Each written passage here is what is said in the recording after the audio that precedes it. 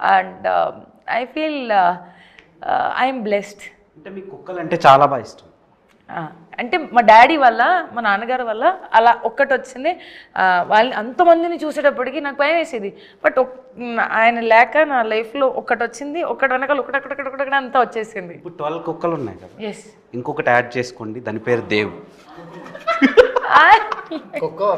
అంటే అంత ప్రేమగా జనాలు చూడటం లేదు, సో ఆమె దగ్గర లవ్ దొరుకుద్దని.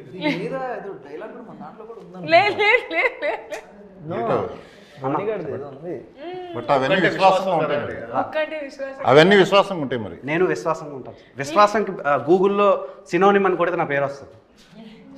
సో అండ్ రాజా గారు, నార్మల్గా మీ అంత బోల్డెస్ట్ ప్రొడ్యూసర్ని నేను తెలుగు ఫిల్మ్ ఇండస్ట్రీలో చూడలేదు. ఏం చూపిస్తున్నా నేను? చాలా చూపించారు సార్. ఆవకాయ అంటారు, మందు అంటారు, సెక్స్ అంటారు, హౌ టు వేర్ కాండమ్ చెప్తారు. సో అంటే ఆయన పేరు ఏం పేరు, నైట్ టైం ఆయనవి డాక్టర్ సమరం అని ఒక పర్సన్ ఉన్నాడు. సో ఇప్పుడు కూడా చెప్తున్నాడా? నువ్వు పుట్ట ముందు చెప్పుంటాడు ఆయన. నాకు రీసెంట్గా తెలిసింది ఈ సినిమా గురించి అనలైజ్ చేస్తున్నప్పుడు. అంటే సెర్చ్ చేసావు. సో మీరు చాలా ఎడ్యుకేషన్ని ప్రొవైడ్ చేస్తున్నారు.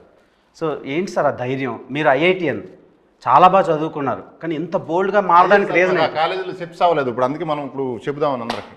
మాకు ఆ కాలేజీలో ఇవి చెప్పలా, ఇవి అవసరం యాక్చువల్లీ. మనం ఈ సినిమా చూసిన తర్వాత చాలా చెప్తాం చాలా మందికి. మొన్న ఆవకాయ అన్నారు, ఆ అమ్మాయిని వైరల్ చేశారు.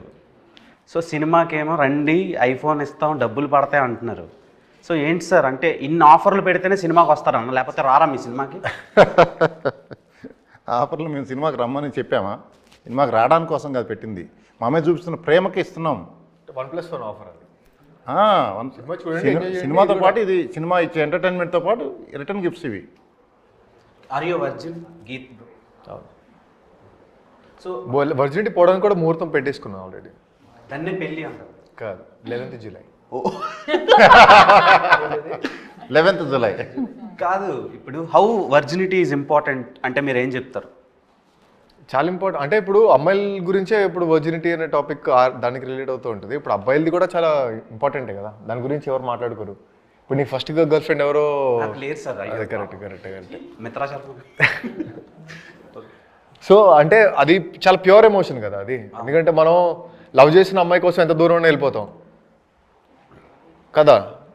అంటే నేను సో లవ్ చేసిన అమ్మాయి కోసం ఎంత దూరం వెళ్తాం, ఏదైనా ఇబ్బంది జరిగితే అంతే బాధపడతాం. సో అంత ప్యూర్గా ఉంటారు వర్జిన్ బాయ్స్ అనే ఎమోషన్ అది. సో అదే చాలా ఇంపార్టెంట్ అంతే. నేను ఎవరికి చెప్పలేదు ఐ లవ్ యూ. ఈ సినిమాలో మిత్రా శర్మ పేరు సరయు.